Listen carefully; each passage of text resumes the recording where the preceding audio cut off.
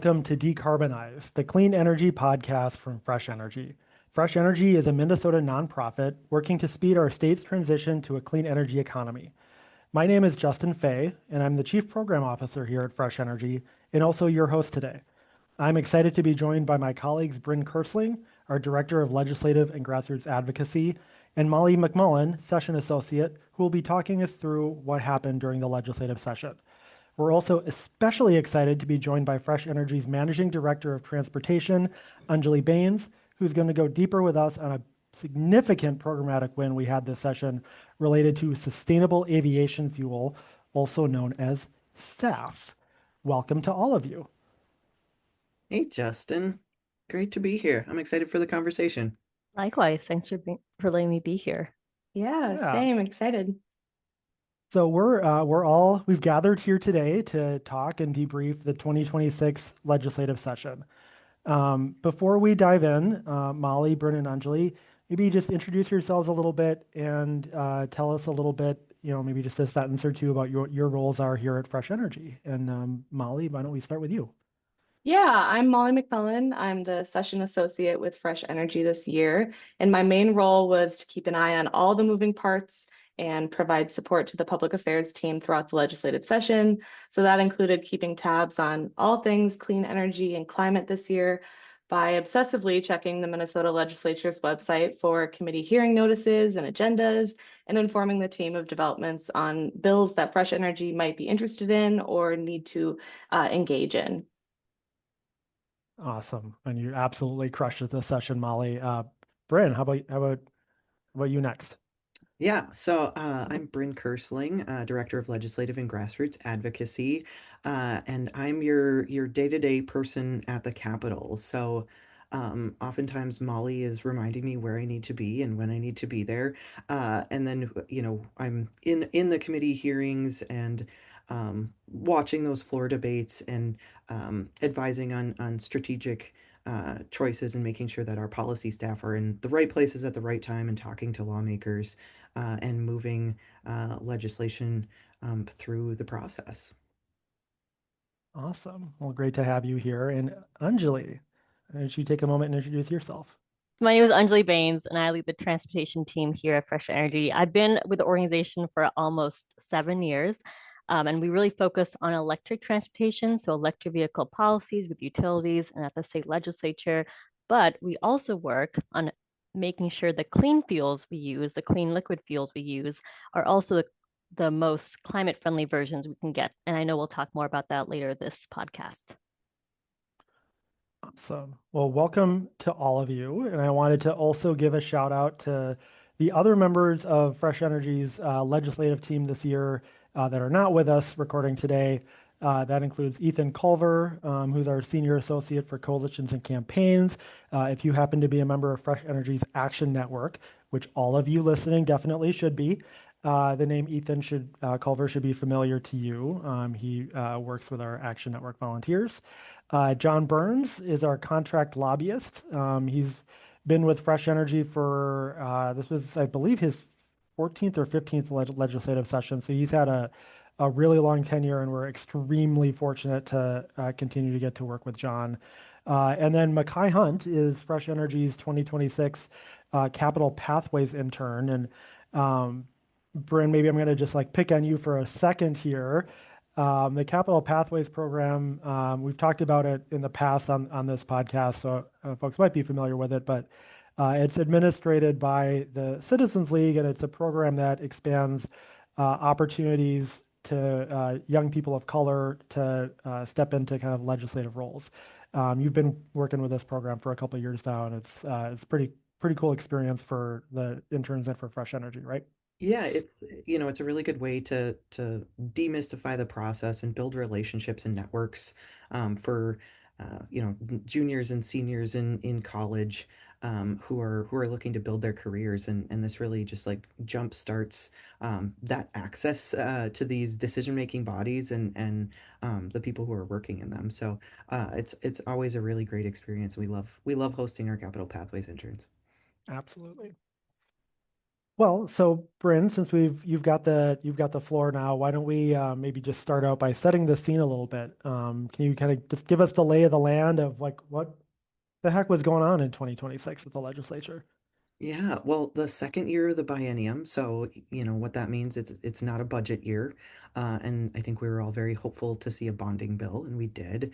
Um, but you know, the during these sort of non-budget years, the legislature is not constitutionally required to pass anything. So, you know, it makes some of that positioning and leverage more difficult, and oftentimes there's fewer opportunities. And then, you know, we're still in this historic tight margin of, you know, 67-67 in the House and then a one vote DFL advantage in the Senate. So, you know, there's a lot of disagreement, but I think, you know, honing in on some of those shared interests and what kind of bubbled to the top or was, you know, pretty apparent early on is, you know, that a tax bill and a bonding bill, we're going to have bipartisan interest.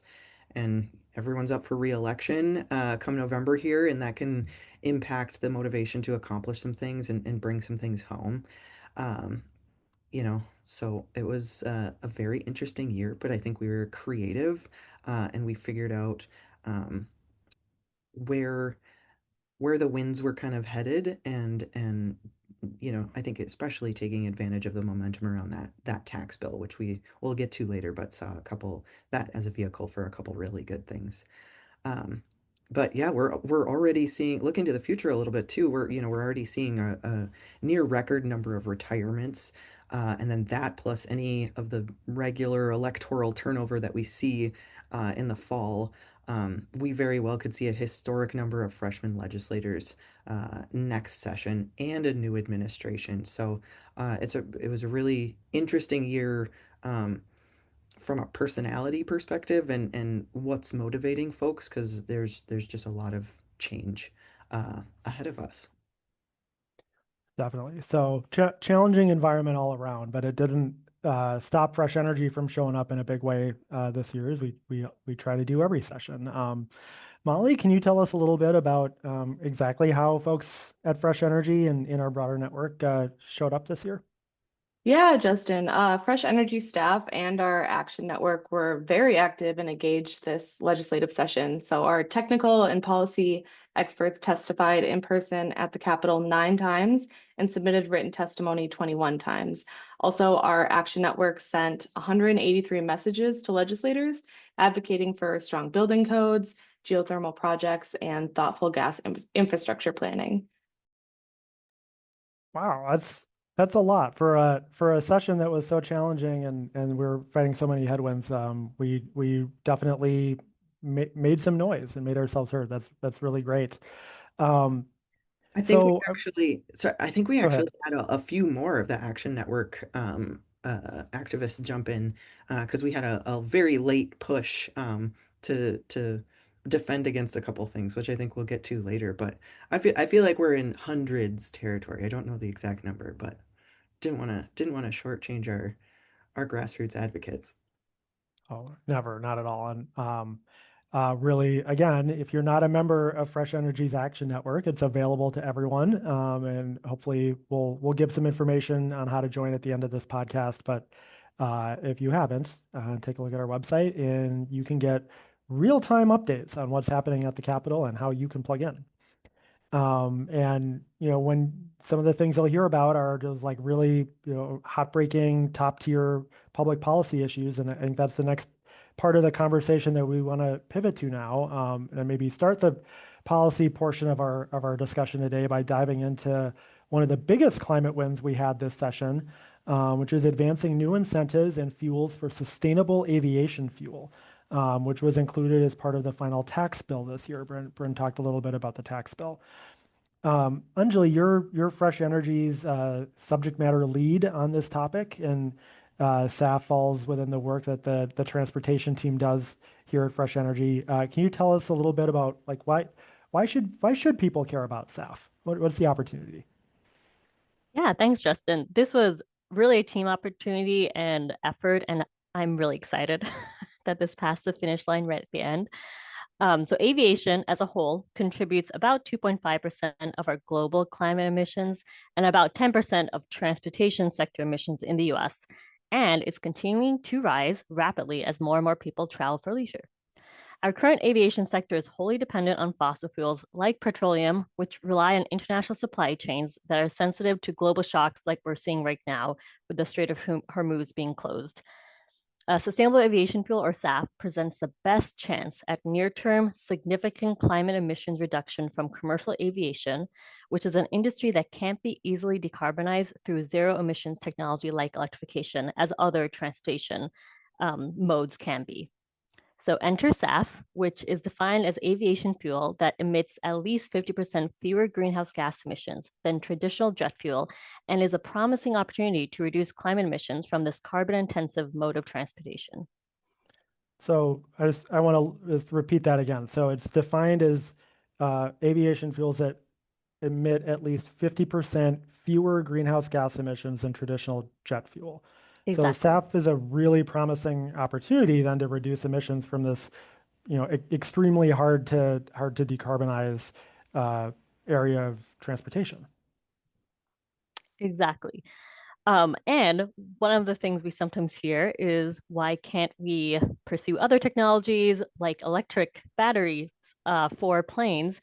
And while short flights actually may be electrified here in Minnesota, the Department of Transportation actually completed what they're calling the Minnesota Electric Aviation Network study from a couple years ago. If you Google that, you will find out how airports and short haul flights can be electrified. Bigger and longer flights like commercial aviation, like the flights we see going across the ocean for many hours, cannot be easily adapted to run on electric batteries or hydrogen, or replaced by on-road transportation options like rail or buses. So for these longer haul flights, we will need to consider liquid fuel options, and that's where sustainable aviation fuel comes in. SAF is widely considered by climate experts in the US and around the world to be the primary way to reduce climate emissions from long haul commercial flights. And as you just said, again, Justin, I think it bears repeating because it's such a new topic. SAF is defined as having at least 50% fewer climate emissions than traditional oil-based jet fuel. And as we found out the last couple of years, there are many, many ways to make SAF. Many of the currently available options to make SAF that are also most cost-effective and commercially developed rely on biomass feedstocks like corn or soy crops, or waste products like woody biomass from forest residues. But there are also non-biomass pathways to make SAF, some of which offer the greatest potential for reducing climate emissions for jet fuel in the mid to long term. One of these that we like the best is called power to liquid SAF, or e-kerosene, which is made by combining green hydrogen with captured carbon dioxide from industrial processes like cement production, or through directly taking carbon dioxide from ambient air, which is called direct air capture. Fresh Energy and international climate experts support SAF made with green hydrogen as a primary source of SAF required to meet our mid-century climate goals. And green hydrogen, just as an FYI, is made by splitting water molecules with renewable electricity like solar or wind. So why do we think that SAF made with green hydrogen is the best solution? It has an ultra low carbon intensity score, which is the score we use, the metric we use for valuing how climate friendly a fuel is, which is making it one of the best options for getting those long-term rapid climate emissions reductions we need, again, for the next 25 years to meet our 2050 goals. It is also a drop-in fuel, meaning no changes to current aviation engine technology is needed, which is huge. And people are making green hydrogen right now, including here in Minnesota, where it is primarily being used as an input to green ammonia.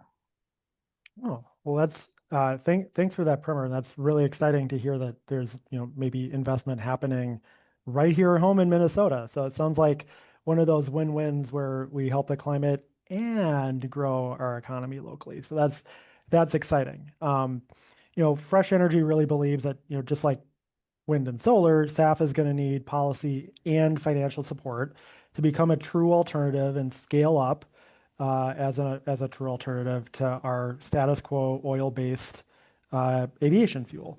And that's where our state-based policy work really comes into play. So, Bryn, I'm wondering if maybe you can tell us a little bit about what exactly Fresh Energy helped pass this session, and what was our role in that conversation? Yeah, I think, first I want to add some broader context here because how SAF became politically possible was really set into a much broader scale of interests, and the tax bill is just like such a wide scope of topics. So playing in that space also brought us some new relationships with legislators that maybe we hadn't worked with before or talked with before. And truly that sort of like bipartisan interest in multiple issues in the tax bill created like a much more viable platform for this to sort of insert itself in and be a vehicle for passage. So, other things that were in the tax bill were federal conformity in Hennepin County Medical Center and a ton of local tax provisions. So the base of support became really wide. And then I know over the course of the last maybe even few years, a coalition really formed to figure out a lot of some of the sticky issues in what um, held this from passage over particularly the last session. So I don't know, Anjali, I know you and Molly too were participated in the SAF squad calls. I know they're affectionately referred to themselves as. um, but I think all of that collaboration, along with the broader context, really put us in a good position. So wondering if you want to speak to the collaboration and how some of those meetings went.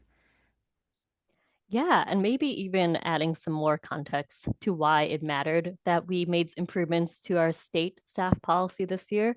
In the last year, there has been a lot of changes by the federal administration on federal level incentives for sustainable aviation fuel. And actually, that incentive was cut down to $1 per gallon, which makes state level incentives like Minnesota's even more important. And it actually makes a state level policy even more powerful in incentivizing the kinds of SAF production that we really want, which is the most sustainably produced productions that have stronger environmental guardrails, are not contributing to increasing land changes for agriculture production for SAF, and that can incentivize the best and cleanest versions of SAF as well. And that is something that our state policy did. So it not only improved those environmental guardrails, it also made sure that green hydrogen, again, the kind of input that we really like for SAF, was clearly eligible. It previously hadn't been clearly eligible in our state production tax credit. And it also extended the tax incentive timeline out to 2035, which is really important for these newer industries that are going to have a longer time horizon to get developed. Having certainty on tax incentives really help bring investments to a state like Minnesota, and it increased the tax incentive funding. So it's actually funded through 2035 now. And with that reduction in federal tax incentives, it also means states like Minnesota are competing with other states. You mentioned, Justin, that this is one of those policies that not only can bring climate benefits, but it brings real economic development to Minnesota. But in order to get that economic development, we needed a policy on the books that was a very strong policy that could convince producers and developers of SAF to select Minnesota as a place to make that choice. And as you mentioned, Bryn, there is a ton of people we worked with. I know Molly and I joined those weekly 9 a.m. calls every Friday with probably 20 plus people on those calls, because the SAF coalition is really containing a ton of interest. You have the environmental groups like our partners, Friends of the Mississippi River, the Minnesota Environmental Partnership Coalition, as well as groups representing agriculture, forestry, labor, and state agencies. Multiple state agencies were there because it's such a cross-cutting sectoral policy. And that big group managed to really negotiate the language that we saw passed. And that happened over the last year, like you mentioned, Bryn. It wasn't just this year, it's really started last session and talking about what kind of incentives and environmental guardrails you really wanted in the SAF policy improvements.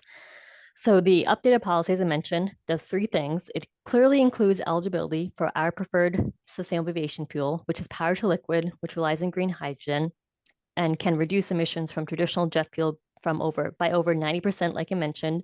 It also increases the incentive level for those cleaner SAF pathways. So it adds additional incentives up to an additional dollar on top of the base level dollar per gallon, which means that the cleaner versions of SAF, like power to liquid, which are less commercially developed, are going to get a boost from the state's tax incentive.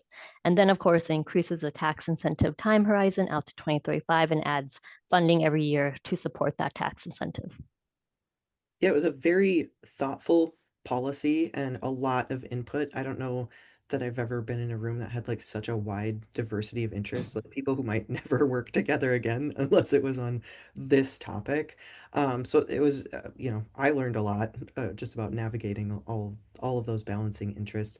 I think in the last um, hearing that the tax bill received too, there was I think a lot of excitement around it, and lawmakers were saying things to the effect of nation leading, even internationally leading policy. So I think, you know, Minnesota pride comes out once again that we're really good at this. Yeah, it is one of the industries that is international. Like you said, Bryn, it's really we are talking about a global aviation industry, and the ability to bring some of that SAF production, economic development to Minnesota is such a cool and great deal that people outside the US are definitely keeping track of too. Yeah, and the process was incredible to work through. Like I said, and I think part of it I want to name too that it was our job to make sure that elected officials who had some healthy skepticism and asked really thoughtful, good questions, um, those questions helped drive some more progress, and brought us to addressing those like environmental and long-term decarbonization questions and had some great dialogue with lawmakers who were thinking through this really critically and looking forward to continuing that. Sometimes it's when you watch the news and you sort of think about the state of our politics, it's hard to believe that thoughtful conversation can still lead to really good win-win outcomes. But it seems like that's what we managed to do here, at least on this issue in 2026. So, congrats to both of you on a job really well done. And Anjali, maybe before we let you go, I wanted to just, you're doing a lot of work at the transportation department at Fresh Energy. Transportation remains the largest source of emissions in Minnesota and nationally. Is there anything else that you wanted to mention or lift up from this past session or your work generally? Yeah, definitely. A lot of the work that Fresh Energy does is defense. So making sure that bad policies don't get across the finish line by the end of session. And one of the things we saw last year was this bipartisan push to increase the electric vehicle surcharge, which is now an MSRP-based surcharge, and passed a public charging tax of 5 cents per kilowatt for public chargers over 50 kilowatt in power levels, which is going to go into effect next year. So July 2027, I believe the start date for that public charging tax. And we did a lot of education of lawmakers on why those previous changes were not good for supporting the transition to electric vehicles, which are really at the cusp of becoming way more affordable for more Minnesotans because of the growing used vehicle market, which most people in the US actually purchase used vehicles as their primary mode of transportation if they're car drivers, not new vehicles. So it was a really great opportunity to talk to lawmakers, especially in this time of volatile and rising gasoline prices, that EVs can really be that affordability solution. That being said, we didn't make any changes and reforms this year, but we do think the foundation is set up for next year to make really good policy changes on the electric vehicle surcharge. And really, we want to repeal that public charging tax because it is so inequitable to anyone who relies on public charging, whether you're a multifamily resident, a renter, someone who drives longer distances like ride share drivers or delivery drivers or rural drivers. So we really do want to see that policy repealed. But there was also a possible point in this session where the public charging tax would have been expanded to level 2 chargers and increased year to year by at least 1% tied to inflation. And the electric vehicle surcharge itself also had some interest in making it change again back to a flat fee, but that would be much higher than the original flat fee of $75, which isn't tied to ability to pay nor tied to mileage like the gas taxes. So those were not changes we wanted, and we were lucky to talk to a lot of lawmakers who were able to make sure that didn't get across the finish line. But we do think, again, next session there'll be a lot of continued discussion around electric vehicle surcharge reform and the public charging tax and vehicle tabs writ large, as folks may have seen with the broader deal gone by the end of this session. Awesome. Well, as that's a whole lot, and as all of you listening can tell, our transportation team is very busy at Fresh Energy. We're really grateful to have Anjali leading that area of our work. And Anjali, we're going to let you go, but thank you again for taking time to join Decarbonize today, and we'll let you get back to the good work of decarbonizing. Thanks so much. Awesome. Awesome. Thanks all. Well, Molly and Bryn, are you guys ready to keep rolling? And we can talk about another climate win that we're celebrating from this session. Sounds like there's going to be a pretty forward-looking study on the role that nuclear power could potentially play in our decarbonized future. Bryn, do you want to tell us a little bit about that? Yeah, another thing that ended up in the tax bill. Funny ways that we find vehicles for things to pass. But, a nuclear energy study that Fresh Energy supported did make its way into the tax bill, and it's a study structured to inform policymakers of the potential impact of new nuclear generation in Minnesota. So it'll look at things like affordability, reliability, environmental protections, and public health. So it is admittedly kind of a quick turnaround, and that report is going to be due by February 1st, 2027. So no doubt that this conversation is going to continue into the years to come and as soon as next session. So, a couple other interesting things in there as well is the report also has to include prospects for small modular reactors and factory built portable modules with capacity of up to 300 megawatts. So, I think we're excited. To have a deeper dive on that and think about new and emerging technologies around nuclear generation in Minnesota. Absolutely. And a lot of our listeners, I'm sure, will be aware, Minnesota currently has a moratorium on the construction of new nuclear power plants, and that law, that existing moratorium, was not changed by the bill that passed this year.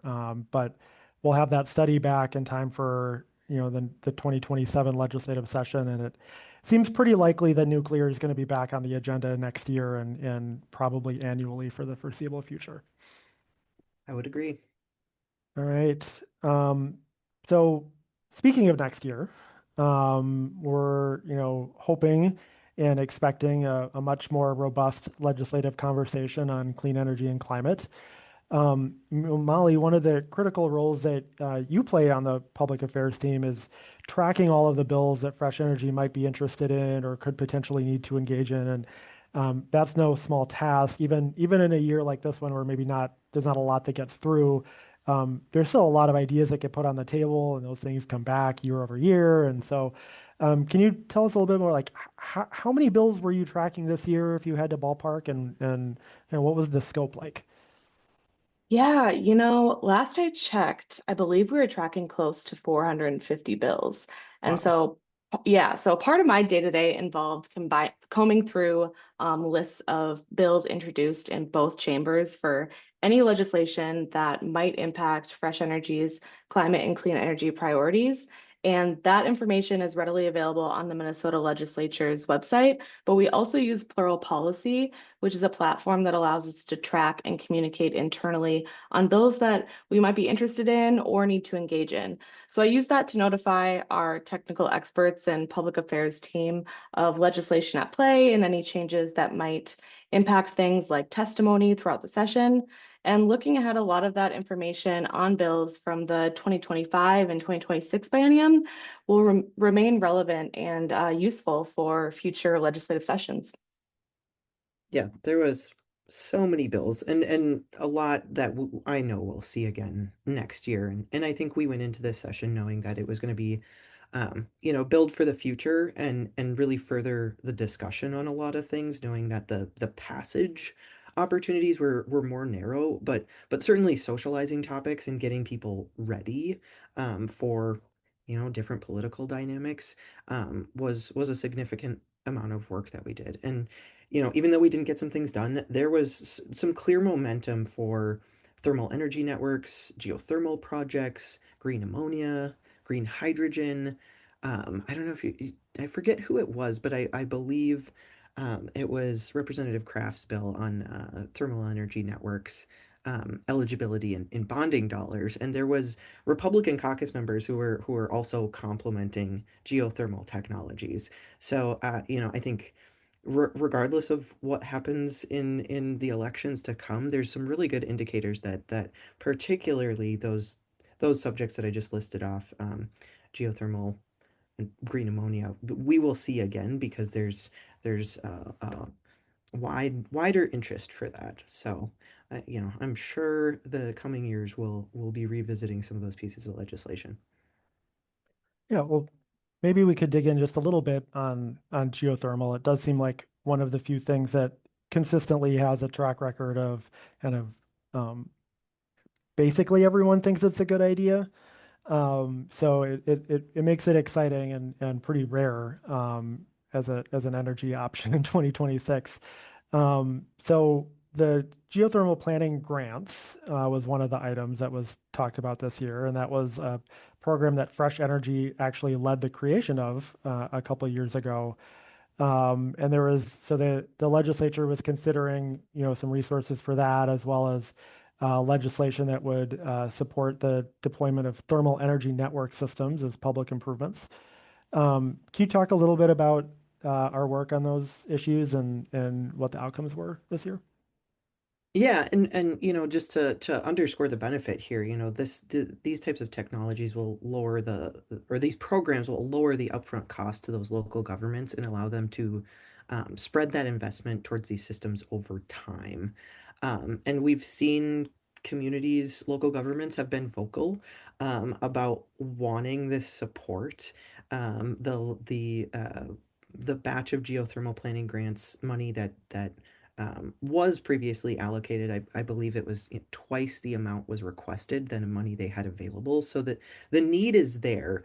And we've actually seen additional money for this in the Senate energy omnibus bills now 2 years. So, it is very well vetted, and I think we're really well positioned for success in future sessions. So, I'm pretty positive that we're going to see additional funding for this going forward.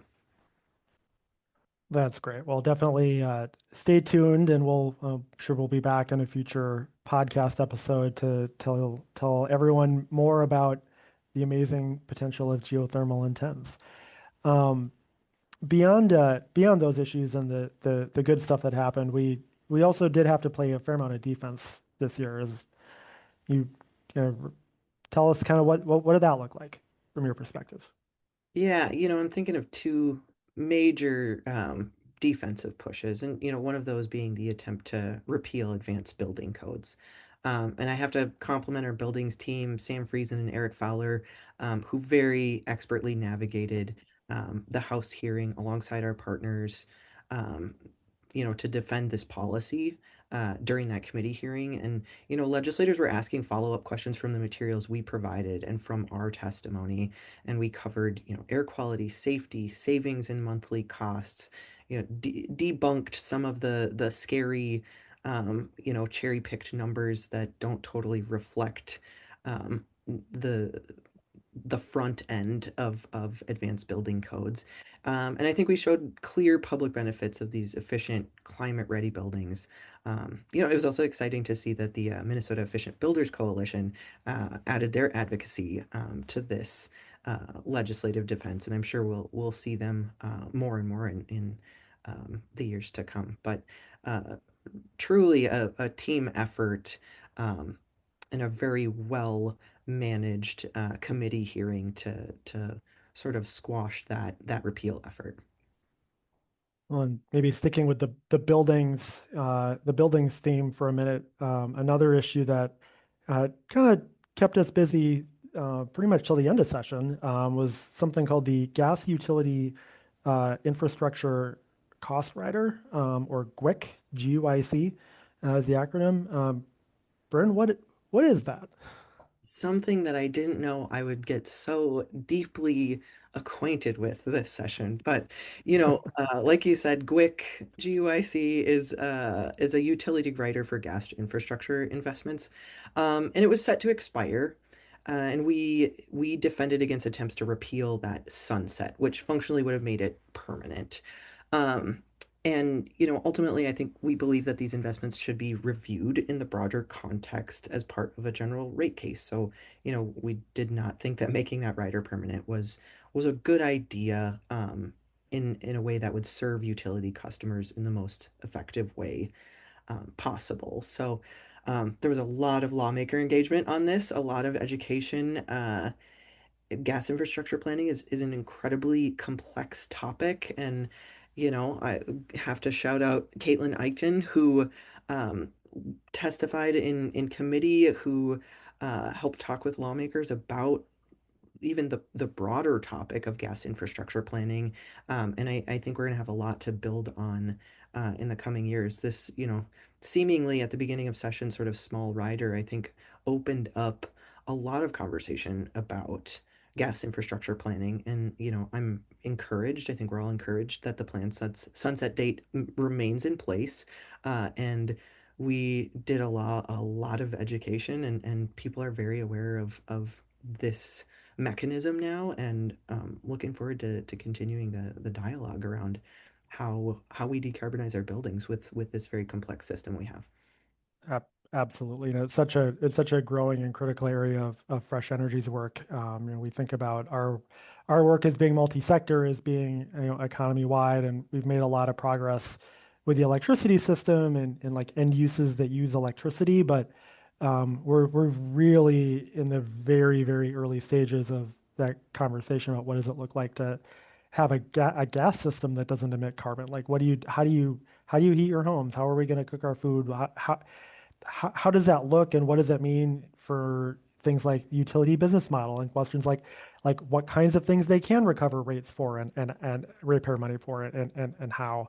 And I think folks who follow Fresh Energy closely will be aware of how deeply we're working in this space, and a lot of things happening, especially this summer at the Public Utilities Commission, where for the first time ever, gas utilities are going to be doing IRPs, which stand for Integrated Resource Plans, which are the kind of long range, how are we going to meet our need over 10, 15, 20 years, plans that electricity utilities have had to do in Minnesota for a long time.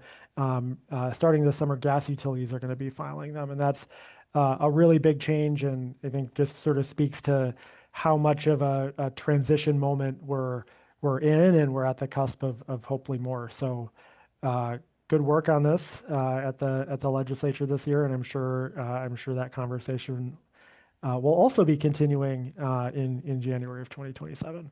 I think you're right. Well, we certainly covered a lot today, and I think we can wrap it up here.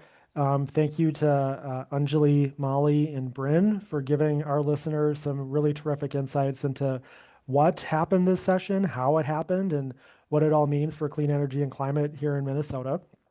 And as I teased way early on in our conversation, I do want to end with a plug for Fresh Energy's Action Network. It is the best way to stay up to date on real-time information about what's happening at the legislature and in the regulatory spaces. You will not get spammed over and over and over again, but you will occasionally get the really timely, urgent email or text message with very easy, simple opportunities for you to plug in, make your voice heard, and help be part of the broader movement for equitably decarbonizing Minnesota's economy. Not to mention, you'll be among the first to hear about events and other upcoming opportunities like podcasts and webinars. Yep, and a reminder, it's not a robot, it's a real person, and his name is Ethan Culver, and you can chat with him anytime that we send messages. So it's really a way that we want to have that direct connection with folks. Sometimes we get notice of votes happening at the legislature, and there's like a day or a 2-day turnaround to get messages in. And it was really heartening to see, I think one action where there was over 90 participants just before a vote was happening. So it really is um, timely and impactful notices that we're sending folks. So please go sign up at fresh-energy.org/action network and take a moment to forward that sign up to a friend too.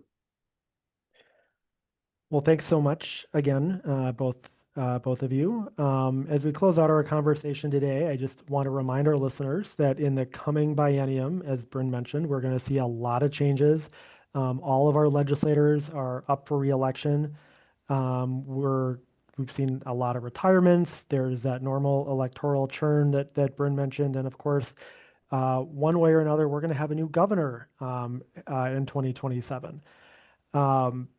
Fresh Energy is already planning our climate priorities for 2027 at the legislature and looking ahead to speed and deployment of affordable and reliable clean energy that will benefit all Minnesotans.